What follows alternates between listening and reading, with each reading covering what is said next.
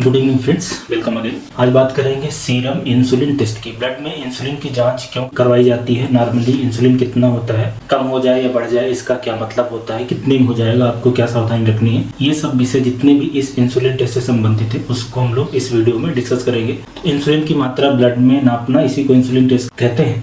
अब इंसुलिन एक हार्मोन है जो कि पैंक्रियाज के अंदर बीटा सेल्स होते हैं वो सीक्रेट करते हैं, और ये इंसुलिन बहुत ही इंपॉर्टेंट हार्मोन है हमारे शरीर के लिए। ये एनाबॉलिक हार्मोन है, बेसिकली कार्बोहाइड्रेट, लिपिड, इन सब के मेटाबॉलिज्म में इसका रोल है। स्पेशली शुगर के मेटाबॉलिज्म इसका बहुत ही इंपॉर्टेंट रोल है। इसलिए शुगर से होने वाली जो बीमारी डायबिटीज है उसके लिए बहुत ही इंपॉर्टेंट है, और ज्यादातर बार उसी के संदर्भ में इसको करवाया भी जाता है। तो अगर हम इसके यूज की बात करें कि किसके लिए यूज होती है, तो पहला तो है कि डायबिटीज को क्लासिफाई करने के लिए कि ये जो डायबिटीज है टाइप 1 है कि टाइप 2 है। टाइप 2 डायबिटीज में शुरुआती अवस्था में इंसुलिन की मात्रा बढ़ी रहती है, और टाइप 1 डायबिटीज में इंसुलिन का लेवल जो होता है कम होता है। दूसरा, अगर किसी को बार बार हाइपोग्लाइसीमिया हो रहा है, शरीर में शुगर की मात्रा कम हो रही है, तो ये पता करने के लिए कि हाइपोग्लाइसीमिया का कारण क्या है, क्या कोई इंसुलिन सिक्रेटिंग कोई ट्यूमर वगैरह है, कैंसर वगैरह है, या कोई दूसरा कारण है। इसके अलावा जब किसी को प्री डायबिटीज होता है, डायबिटीज के जब जो अर्ली स्टेज होती है उसमें इंसुलिन रेजिस्टेंस बढ़ता है, मतलब इंसुलिन शरीर के सेल्स पे अच्छे से काम नहीं करता, तो इसलिए हमें इंसुलिन टेस्ट करके देखना रहता है कि कहीं ऐसा तो नहीं ये इंसुलिन रेजिस्टेंस इनको है, प्री डायबिटीज हो। इंसुलिन रेजिस्टेंस में होता क्या है कि शरीर में शुगर की भी मात्रा बढ़ती है और इंसुलिन की भी मात्रा बढ़ती जाती है। जैसे जैसे शुगर की बढ़ेगी उतनी ही इंसुलिन की मात्रा, ताकि शुगर के लेवल को कंपनसेट किया जा सके।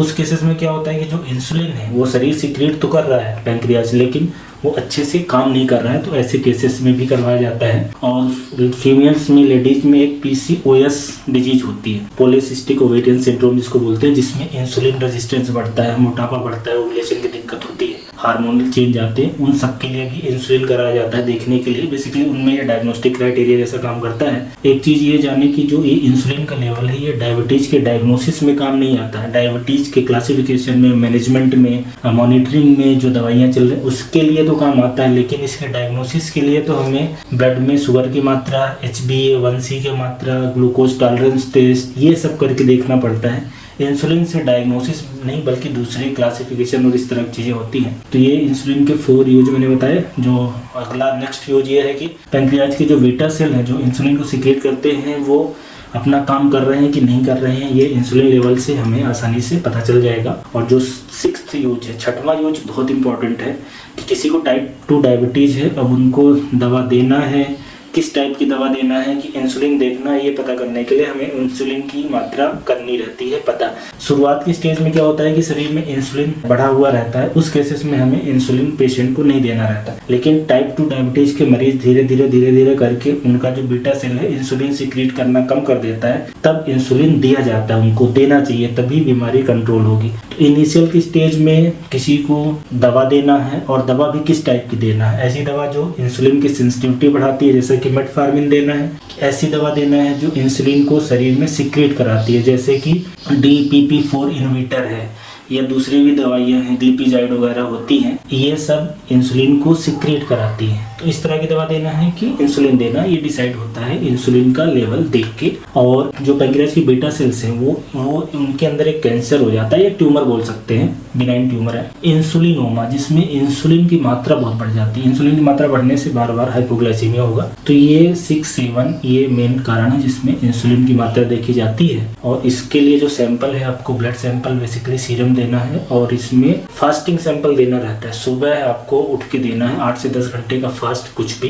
खाए पिए होना नहीं चाहिए। तो प्रिपरेशन के नाम पे आपको फास्टिंग रखना है और सुबह सैंपल देना है, कुछ खा पी के नहीं जाना है, और दोपहर में शाम को इसको टेस्ट आप नहीं करवा सकते हैं। अब अगर इसकी नॉर्मल वैल्यू की बात करें कि आपने जांच कराई और कितना नॉर्मल आपके शरीर में ये इंसुलिन हो सकता है, कितनी वैल्यू तक नॉर्मल माना जाएगा, कितने से कम होगा तो कम माना जाएगा, कितने से ज्यादा होगा तो ज्यादा इंसुलिन माना जाएगा। तो इसकी जो फास्टिंग की नॉर्मल वैल्यू होती है वो 2 to लेके 25 माइक्रोग्राम इंटरनेशनल यूनिट पर ml है। 2 से 25 की एक विंडो है, 2 से नीचे मतलब इंसुलिन नहीं बन रहा है, टाइप 1 डायबिटीज होगा। 25 से ऊपर है मतलब इंसुलिन आपके शरीर में ज्यादा है, ऐसा जो इंसुलिन रेजिस्टेंस के केस में होता है। तो जैसे अगर किसी की वैल्यू कम हो गई है, 2 से कम आ गई, आपने इंसुलिन टेस्ट कराया, तो या तो टाइप 1 डायबिटीज है, मतलब कि शरीर में इंसुलिन बन ही नहीं रहा है, या तो टाइप 2 डायबिटीज जब एडवांस स्टेज में जाती है तो धीरे धीरे इंसुलिन का सिक्रीशन कम होने लगता है, तो उस केसेस में भी इंसुलिन कम होगा। या तो पैंक्रियाज की कोई बीमारी जैसे कि क्रोनिक पैंक्रियाटाइटिस है या पैंक्रियाज के अंदर कोई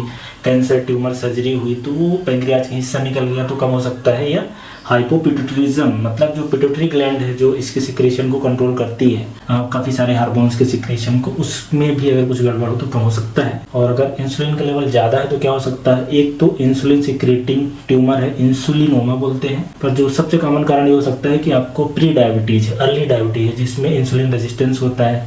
फीमेल्स में कराया गया है तो PCOS है जिसमें इंसुलिन रेजिस्टेंस बढ़ता है। और बहुत तरह की दवाइयाँ उसमें स्टेरॉइड की बात करें, स्टेरॉइड ड्रग है, या ऐसी महिलाएं जो ओरल कंट्रासेप्टिव लेती हैं, या ऐसी कंडीशन जिसमें एक कार्टिसोल हार्मोन के लेवल बढ़ा रहता है, कुशिंग डिजीज या कुशिंग सिंड्रोम बोलते हैं, जिसमें कार्टिसोल या स्टेरॉइड के लेवल बढ़ा रहता है।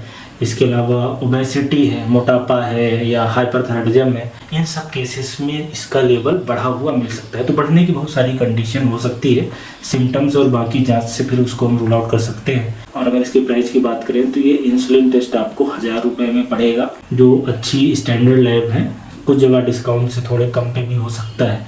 तो ये इंसुलिन टेस्ट कब करवाना है, क्या पता चलता है, नॉर्मल कम ज़्यादा का क्या मतलब होता है, कितने में होगी, आपको क्या सावधानी रखना है, ये सारे विषय इस वीडियो में हमने कवर कर लिए। Thank you so much.